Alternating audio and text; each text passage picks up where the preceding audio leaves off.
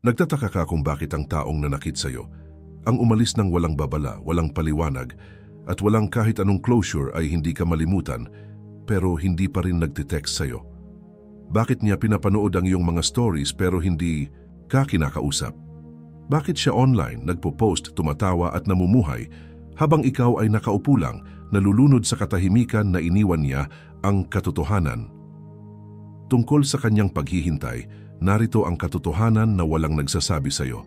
Naghihintay, siya na habulin mo. Pero sa sandaling tumigil ka sa paghabol, tunay na huminto, may kakaibang mangyayari. Ang katahimikan na kinamumuhian mo, ang katahimikan na iyon mismo, ang magiging bilangguan niya. Sa bawat segundo na hindi mo siya tinetext, nagtataka siya kung tuluyan mo na siyang binitawan. Ang bawat post na hindi mo nilike, bawat mensahe na hindi mo ipinadala, bawat reaksyon na pinipigilan mo, mas malakas itong umaalingaw-ngaw kaysa sa anumang salita na masasabi mo. Bakit hindi siya kumikilos? Hindi siya lumalapit dahil masyado siyang mapagmataas, masyadong takot. At sa totoo lang, umaasa siyang ikaw ang unang susuko, na ikaw ang babasag sa katahimikan para mapanatili niya ang kanyang ilusyon ng kontrol. Ngunit ang lalaking nakakakontrol ng kanyang emosyon, ang matatag na lalaki, ay hindi sumusuko. Hindi siya nagmamakaawa. Hindi siya humahabol ng pagkilala mula sa isang taong piniling maglaho. At kapag naramdaman niya ang pagbabagong iyon, kapag nakita niya na hindi gumuho ang mundo mo nang wala siya, doon magsisimula.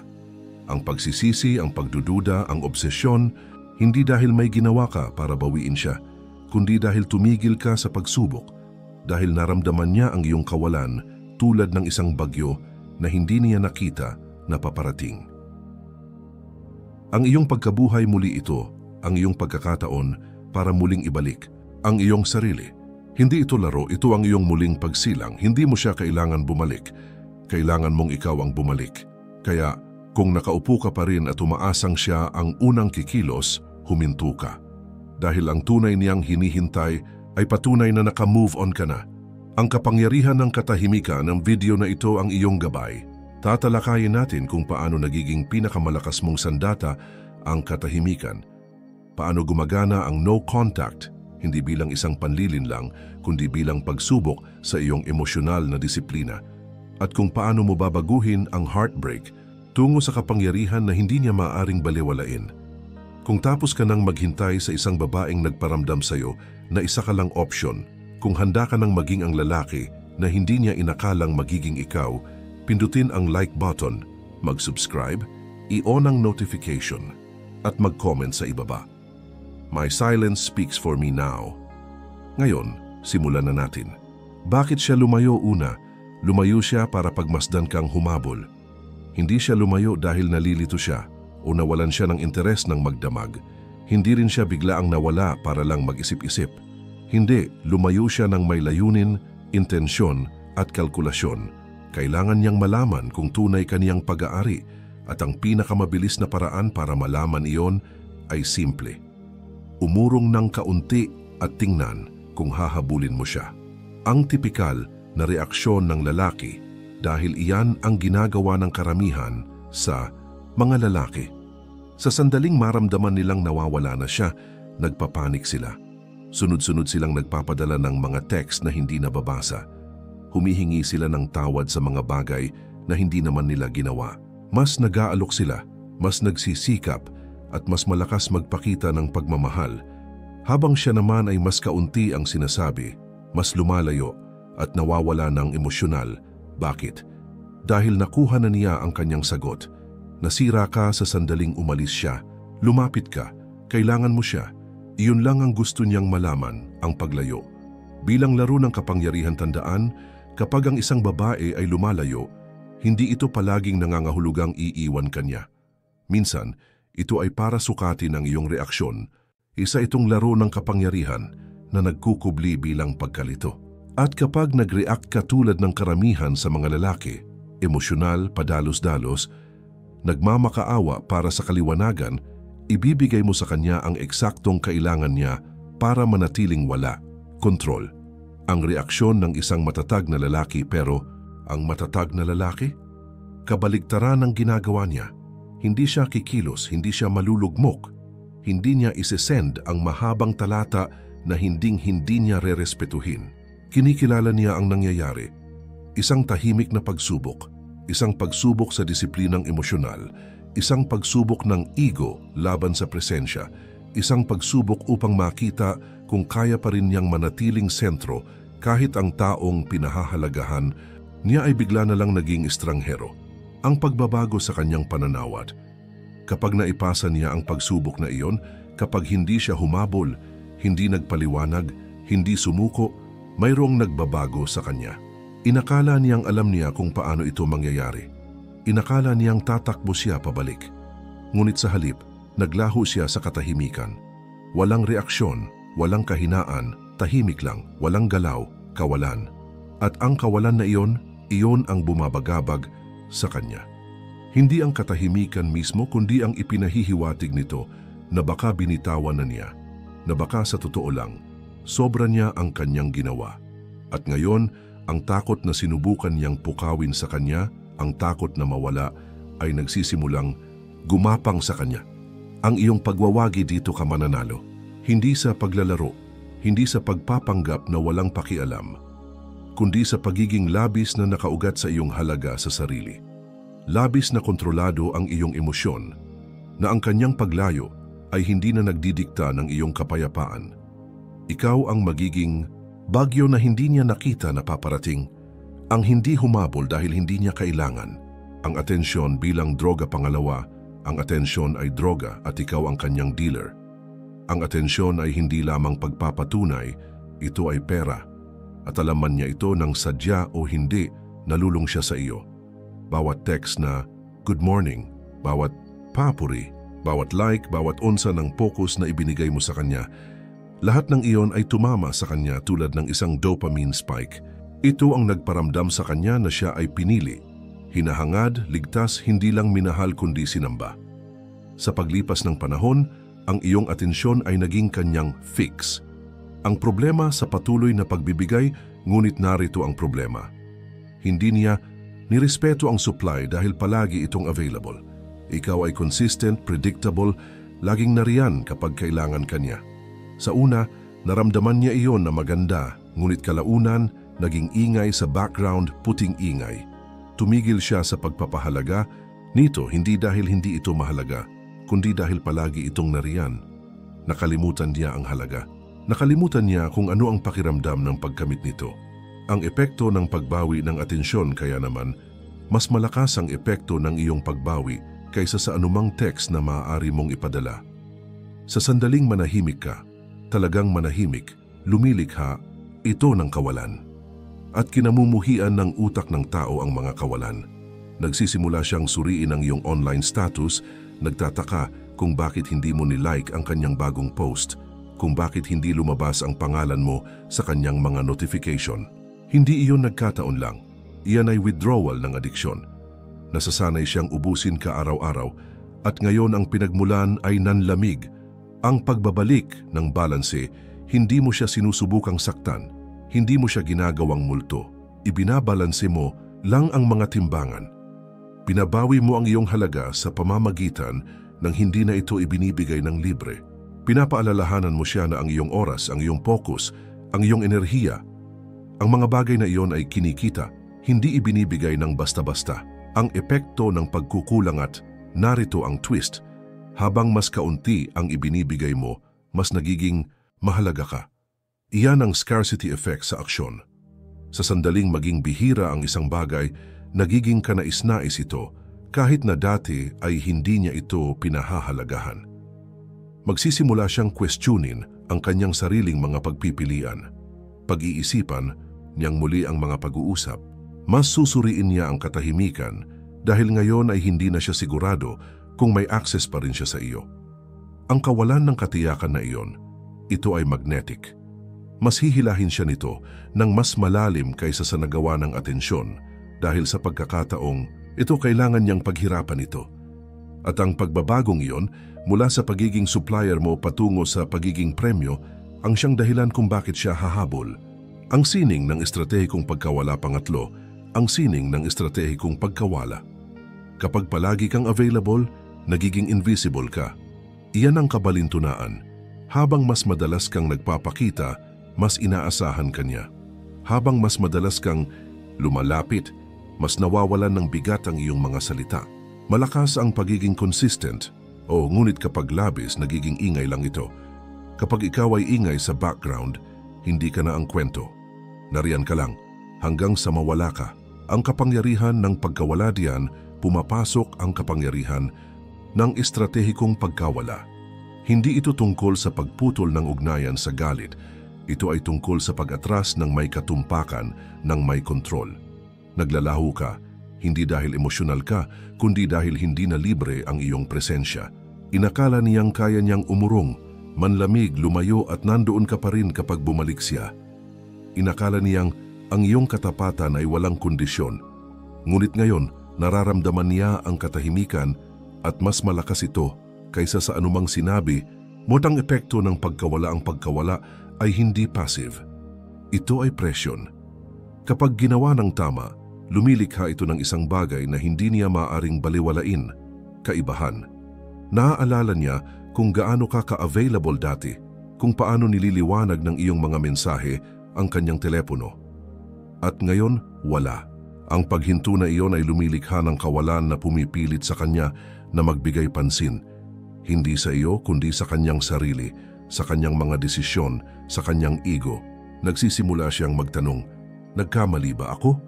At ang pagdududa na iyon, ang mabagal na pagliyab ng pagkaunawa, ang siyang pinagmulan ng iyong kapangyarihan. Ang katotohanan ng isang matatag na lalaki dahil narito ang katotohanan ng isang matatag na tao. Hindi mo kailangang kumbinsihin siya sa iyong halaga.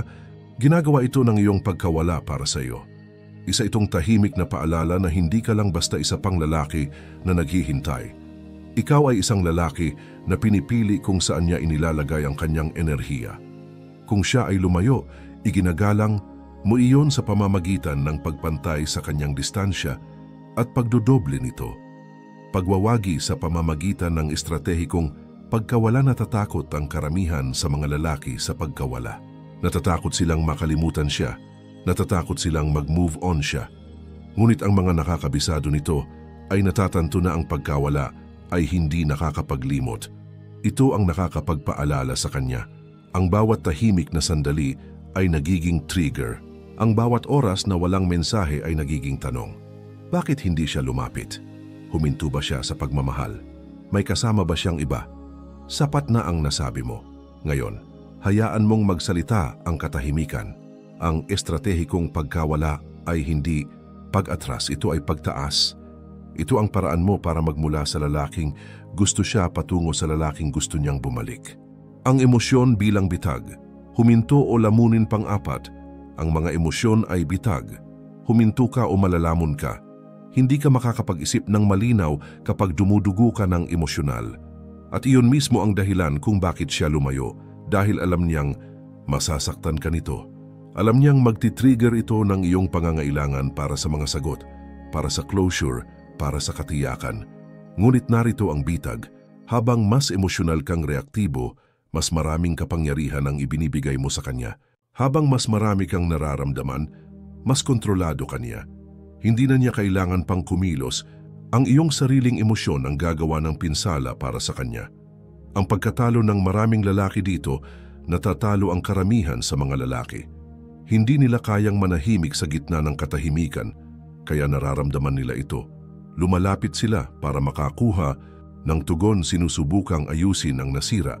Ngunit ang pag-udyok na iyon para muling kumonekta, hindi ito lakas. Ito ay takot na nagkukubli bilang aksyon. Ito ang isip na nagmamakaawa na wakasan ang discomfort kahit na sa kapahamakan ng paggalang sa sarili. At sa bawat pagsuway mo, pinapatibay mo ang kanyang posisyon. Sinasabi mo sa kanya, nang hindi nagsasalita, kaya mong umalis at nandoon pa rin ako. Ang diskarte ng isang matatag na lalaki iba, ang laro ng isang matatag na lalaki. Naiintindihan niya na hindi may iwasan ang sakit, ngunit opsyonal ang reaksyon. Darating ang emosyon, ngunit hindi niya sinusunod ang mga ito. Pinapanood niya ang mga ito tulad ng pagdaan ng ulap. Hindi niya pinipigilan ang kanyang damdamin, tumatanggi lang siyang magpaalipin sa mga ito. Dahil kapag hinayaan mong manguna, Ang emosyon namamatay ang luhika at kasama nito ang iyong leverage, ang iyong halaga, ang iyong sentro. Ang kapangyarihan ng paghihiwalay, ang paghihiwalay ay hindi pamamanhid. Ito ay kalinawan. Ito ang kakayahang maramdaman ang sakit at hindi pa rin kumilos dahil dito. Ito ang pagtayo sa gitna ng bagyo at hindi gumagalaw. Ang ganitong uri ng katahimikan, bihira ito. Ito ay magnetic at nakakatakot sa isang taong inaasahan kang guguho. Kapag ikaw ay humiwalay, humihinto ka sa pag-react sa kanyang pagkawala at nagsisimulang pamahalaan ang iyong sariling presensya. Humihinto ka sa pangangailangan ng closure mula sa kanya at nagsisimulang lumikha ng closure sa loob ng iyong sarili. Ang pagbabago sa dinamika, ang pagbabagong iyon ay muling sumusulat sa buong dinamika. Hindi niya nakikita ang isang lalaking humahabol.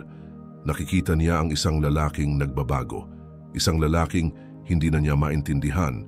Isang lalaking hindi na dumudugo para sa kanyang pagpapatunay. At ang misteryo na iyon, ang kawalan ng emosyonal na kaguluhan, ay nagpapaisip sa kanya kung kilala ka ba talaga niya. At ang pagtataka ang simula ng obsesyon. Ang emosyon bilang bitag, huminto o lamunin. Pang-apat, ang mga emosyon ay bitag. Huminto ka o malalamon ka. Hindi ka makakapag-isip ng malinaw kapag dumudugo ka ng emosyonal. At iyon mismo ang dahilan kung bakit siya lumayo, dahil alam niyang masasaktan ka nito.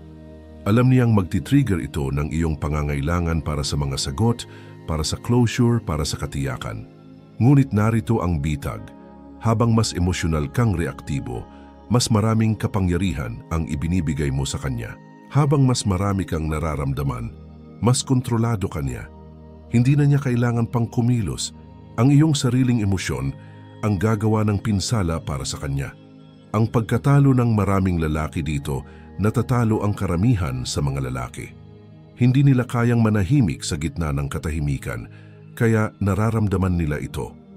Lumalapit sila para makakuha ng tugon, sinusubukang ayusin ang nasira. Ngunit ang pag-udyok na iyon para muling kumonekta, hindi ito lakas, ito ay takot na nagkukubli bilang aksyon. Ito ang isip na nagmamakaawa na wakasan ang discomfort kahit na sa kapahamakan ng paggalang sa sarili. At sa bawat pagsuway mo, pinapatibay mo ang kanyang posisyon. Sinasabi mo sa kanya nang hindi nagsasalita, kaya mong umalis at nandoon pa rin ako. Ang diskarte ng isang matatag na lalaki iba, ang laro ng isang matatag na lalaki. Naiintindihan niya na hindi may iwasan ng sakit, ngunit opsyonal ang reaksyon. Darating ang emosyon, ngunit hindi niya sinusunod ang mga ito. Pinapanood niya ang mga ito tulad ng pagdaan ng ulap. Hindi niya pinipigilan ang kanyang damdamin. Tumatanggi lang siyang magpaalipin sa mga ito. Dahil kapag hinayaan mong manguna, ang emosyon namamatay ang luhika at kasama nito ang iyong leverage, ang iyong halaga, ang iyong sentro. Ang kapangyarihan ng paghihiwalay, ang paghihiwalay ay hindi pamamanhid. Ito ay kalinawan. Ito ang kakayahang maramdaman ang sakit at hindi pa rin kumilos dahil dito. Ito ang pagtayo sa gitna ng bagyo at hindi gumagalaw. Ang ganitong uri ng katahimikan, bihira ito. Ito ay magnetic at nakakatakot sa isang taong inaasahan kang guguho. Kapag ikaw ay humiwalay, humihinto ka sa pag-react sa kanyang pagkawala at nagsisimulang pamahalaan ang iyong sariling presensya. Humihinto ka sa pangangailangan ng closure mula sa kanya at nagsisimulang lumikha ng closure sa loob ng iyong sarili. Ang pagbabago sa dinamika, ang pagbabagong iyon ay muling sumusulat sa buong dinamika. Hindi niya nakikita ang isang lalaking humahabol. Nakikita niya ang isang lalaking nagbabago, isang lalaking hindi na niya maintindihan, isang lalaking hindi na dumudugo para sa kanyang pagpapatunay. At ang misteryo na iyon, ang kawalan ng emosyonal na kaguluhan, ay nagpapaisip sa kanya kung kilala ka ba talaga niya. At ang pagtataka ang simula ng obsesyon.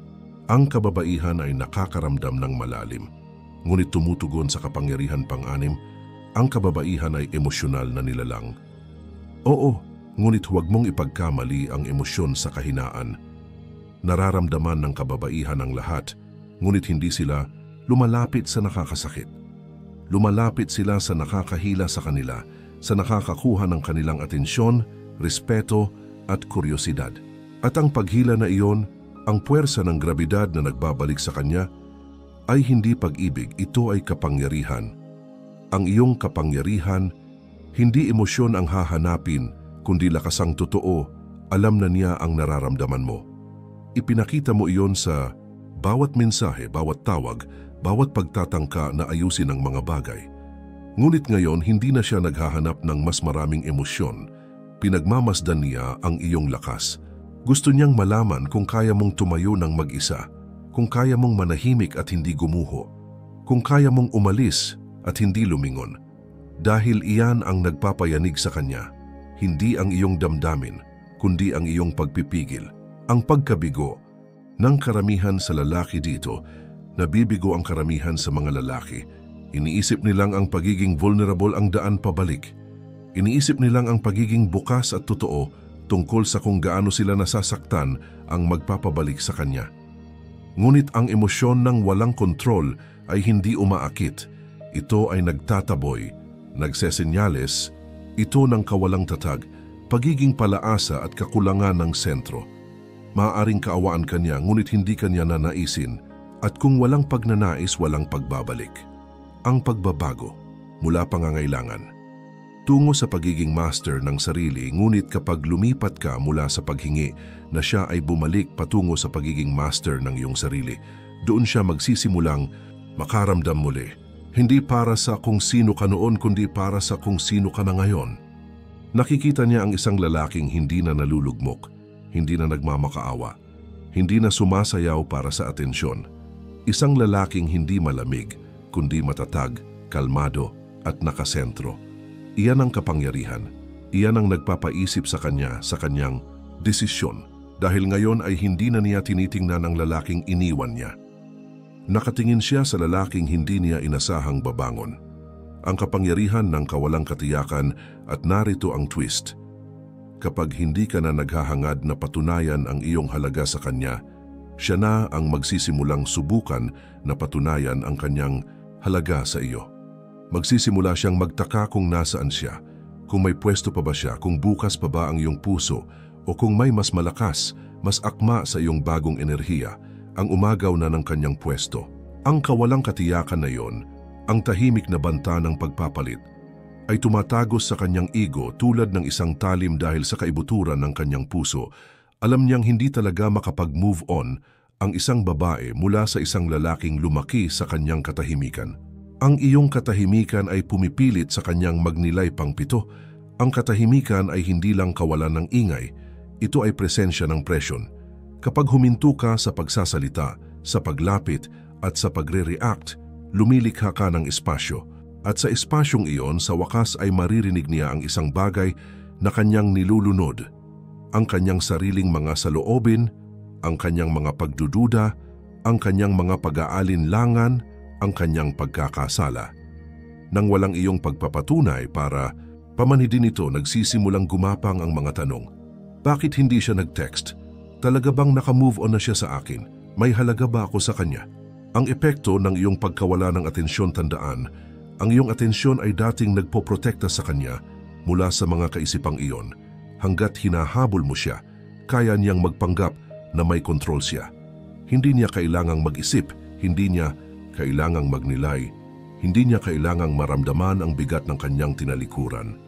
Ngunit iba ang iyong katahimikan. Pinipilit nito siyang manahimik sa mga bagay na sinubukan niyang baliwalain. Ang muling pagsulat ng kwento narito ang nangyayari sa katahimikan na iyon. Muli niyang sinusulat ang kwento.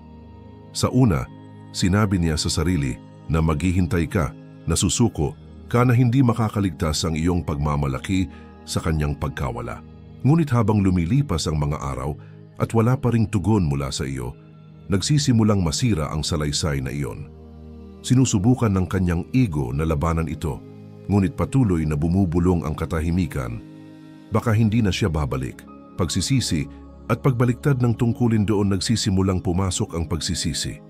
Hindi palaging malakas, hindi palaging dramatiko. Minsan nagsisimula ito bilang pagkabalisa, random na pag-iisip tungkol sa iyo sa gabi, mga panaginip, lumang alaala, at ang mga kaisipang iyon Lumalaki ang mga ito dahil ngayon ay hindi na siya nagre-react sa ginagawa mo. Nagre-react siya sa hindi mo ginagawa. At ang pagkalito na iyon, ang panloob na kaguluhan, iyon din ang impyerno na pinagdaanan mo nang umalis siya. Nagbaliktad ang mga tungkulin. Tunay na katahimikan na may kasamang paglago, ngunit narito ang susi. Hindi mo maaaring pekehin ang ganitong uri ng katahimikan. Gumagana lang ito kapag totoo. Kapag hindi mo lang siya binabaliwala, tunay kang nakatuon sa sarili mong buhay, sa iyong layunin, sa iyong paglago, sa iyong ebolusyon. Dahil ang katahimikan ng walang paglago ay pag-iwas lang. Ngunit ang katahimikan na may paglago, iyon ang transformasyon. At ang transformasyon ang siyang pinakanakakapagpayanig sa kanya. Dahil ngayon ay hindi lang siya nakakarinig ng katahimikan mula sa iyo, nararamdaman niya ang distansya. Emosyonal, masigla, espiritual na distansya. At habang mas matagal siyang nananatili sa espasyong iyon, mas nagsisimula siyang magtanong ng tanong na nasagot mo na para sa iyong sarili. Nawala ko ba siya o lumampas siya sa akin? Ikaw ang naging misteryo pangwalo. Pinapatay ng pagiging predictable ang pagnanais. Kapag alam niya eksakto ang sasabihin mo, kung paano ka magre-react, at kung gaano kabilis ka magte-text pabalik, ang kaginhawaan na iyon ay naging kontrol at sa sandaling nagkaroon siya ng kontrol, namatay ang kuryosidad. Iyan ang hindi na pagtatanto ng karamihan sa mga lalaki. Hindi sila naakit sa mga lalaki na ganap nilang naiintindihan. Hinihila sila patungo sa hindi nila kayang maintindihan.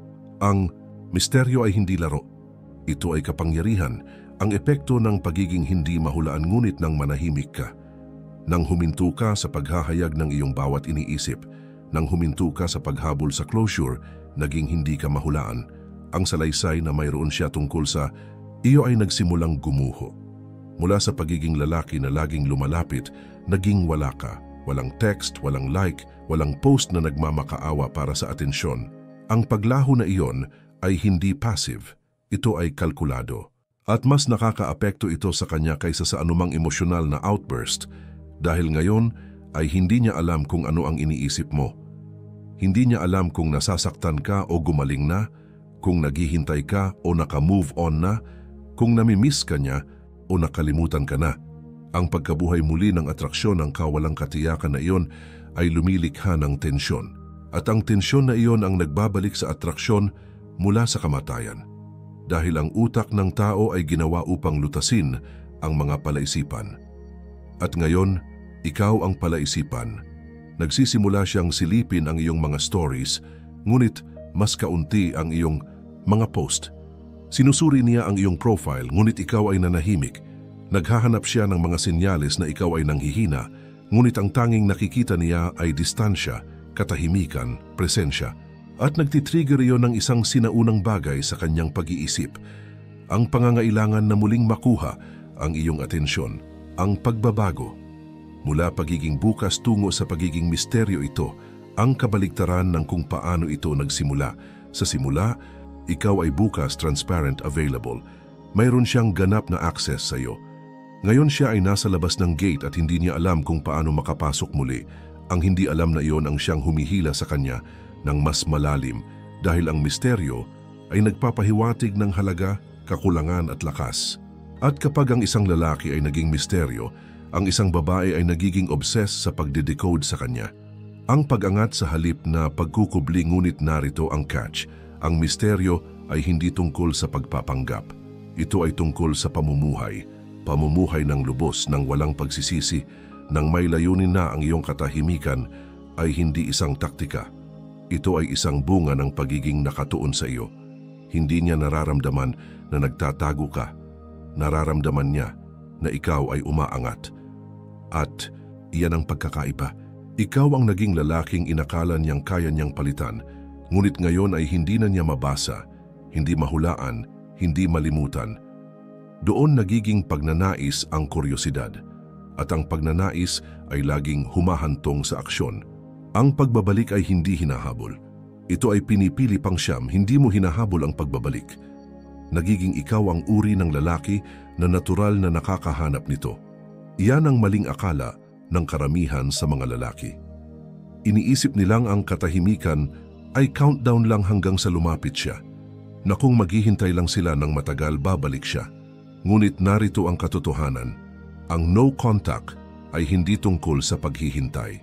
Ito ay tungkol sa pagtatrabaho. Hindi ito tungkol sa pag-upo sa dilim at umaasang namimiss ka niya. Ito ay tungkol sa pagiging isang taong lubos na naging mas mahusay, na kahit bumalik siya, kailangan niyang paglabanan ang bersyon mo na dating kanyang binaliwala, ang pagbabago. Mula sa dati, patungo sa bagong ikaw. Dahil sa totoo lang, ang lalaking iniwan niya ay available, predictable at emosyonal. Kailangan niya ang pagtanggap ng babae para maramdaman ang kanyang sarili na buo. Ngunit ang bagong lalaki na ito, ang nabuo sa katahimikan, binuo sa disiplina, pinatalas ng pagkawala, hindi na nga siya nag-iisip ng pareho. Hindi niya hinahanap ang umalis sa kanya. Pinahahalagahan niya ang nanatili sa kanya, ang kanyang paggalang sa sarili, ang kanyang layunin, ang kanyang paglago. Ang pagbabalik bilang paniningil, hindi muling pagkakaisa at kapag bumalik siya at kung ginawa mo ang iyong trabaho, babalik siya. Hindi ito muling pagkakaisa. Ito ay paniningil. Hindi niya nakikilala ang lalaking kanyang iniwan. Nakikilala niya ang lalaking hindi niya inasahang babangon.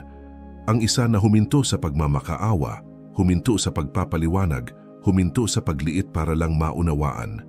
Ngayon, mas kaunti ang iyong sinasalita, mas matalino kang kumilos at pinipili mo ang kapayapaan kaysa sa reaksyon. Hindi mo siya pinapabalik dahil nagsorry siya. Hinahayaan mo siyang patunayan na karapat-dapat siya sa pagiging malapit sa bersyon mo na ito. Ganyan nagbabago ang kapangyarihan, ang pagpili sa sarili at hindi paghihintay sa pagbabalik ng umalis siya. Gusto mong magbago siya. Ngunit ngayon, ikaw ang nagbago. Ikaw ang naging lalaking hindi na kailangang piliin dahil pinili mo ang iyong sarili.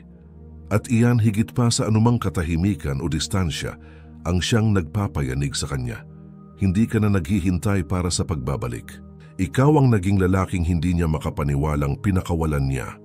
Ang tunay na dahilan ng no contact at kung hindi siya bumalik, hindi ka guguho dahil ang paglalakbay na ito ay hindi kailanman tungkol sa kanyang pagbabalik. Ito ay tungkol sa iyong pagbabalik sa lakas, sa kaliwanagan, sa isang matatag na pagkakakilanlan. Hindi ka nag-no contact para ibalik siya. Nag-no contact ka para ibalik ang iyong sarili. Ang Marcus Aurelius Tagalog, ang pagpapakawala ay hindi kahinaan. Ito ay kapangyarihan pang-10. Ang pagpapakawala ay hindi kahinaan. Ito ay kapangyarihan. Ito ang huling galaw sa larong hindi niya alam na nilalaro niya. Dahil kapag ganap mo, siyang pinakawalan. Hindi lang sa iyong telepono, kundi sa iyong isip, sa iyong salaysay, sa iyong pagkakakilanlan.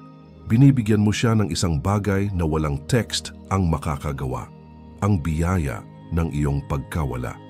Ang pagkakaiba ng tunay na matatag na lalaki. Karamihan sa mga lalaki ay nananatiling nakasabit sa kawalan, naghihintay, umaasa, kalahating nakahiwalay. Sinasabi nilang naka-move on na sila, ngunit sa kaibuturan ay pinapanood pa rin nila ang pinto, naghihintay na magbukas ito. Hindi iyon stoicismo, iyon ay panlilinlang sa sarili. Ang tunay na matatag na lalaki ay hindi lang basta umaalis, siya ay ganap na nagpapakawala. Walang galit, walang sama ng loob, tahimik lang, may paggalang sa sarili at patuloy na gumagalaw. Ang tunay na tagumpay dahil narito ang katotohanan. Kung nakatakdang bumalik siya, babalik siya, ngunit hindi sa parehong lalaki. Hindi sa bersyon na emosyonal na palaasa at madaling basahin. Kung babalik siya, haharap siya sa isang taong kailangan niyang paghirapan. At kung hindi siya bumalik, nanalo ka pa rin dahil hindi mo hinayaan na tukuyin ka ng heartbreak. Hinayaan mo itong pahusayin ka. Ang huling galaw ng kapangyarihan, ang pagpapakawala ang huling galaw ng kapangyarihan. Sinasabi nito, hindi ko na kailangan ng closure, ako ang closure. Isa itong tahimik na deklarasyon na hindi ka na available sa nakaraan. Hindi ka na ginagabayan ng kung ano ang umalis. Ginagabayan ka na ng kung ano ang nasa unahan. Layunin, progreso, kapayapaan. At ang enerhiya na iyon Ang panloob na kapayapaan na hindi kumikilos, hindi humahabol, hindi nagmamakaawa. Iyan ang Marcus Aurelius Tagalog. Ang iyong kwento ay nagsisimula palang binigyan mo siya ng kalayaan na umalis. At sa paggawa nito, binigyan mo ang iyong sarili ng kalayaan na bumangon. Dito nagtatapos ang kwento. Hindi sa muling pagkakaisa, hindi sa paghihiganti, kundi sa muling pagsilang. Hindi mo siya nabawi mo ang iyong sarili, at sa huli iyon lang ang tanging tagumpay na mahalaga. Dumating ka rito na naghahanap ng mga sagot, nagtataka kung bakit hindi siya nagte-text, kung bakit siya nawala, kung bakit mas masakit ang katahimikan kaysa sa paalam. Ngunit ang natagpuan mo ay hindi tungkol sa kanya, ito ay tungkol sa iyo. Ang kanyang paglayo ang naging simula, ngunit ang iyong katahimikan, iyan ang apoy. Iyan ang nagpabago sa iyo mula sa lalaking iniwan niya tungo sa lalaking hinding-hindi niya malilimutan. Ang paglalakbay na ito ay hindi tungkol sa pagbabalik sa kanya. Ito ay tungkol sa muling pagkuha ng iyong presensya, ng iyong kapangyarihan, ng iyong kapayapaan. At kung bumalik siya, mabuti. Hayaan siyang makilala ang bersyon mo na hindi niya inakalang umiral. At kung hindi siya bumalik, mas mabuti dahil masyado ka ng malayo, masyado ng nakaugat, masyado ng mataas, masyado ng ikaw para magmalasakit. Hindi ka sumuko, hindi ka humabol, hindi ka nawala sa bagyo, nagpatuloy ka.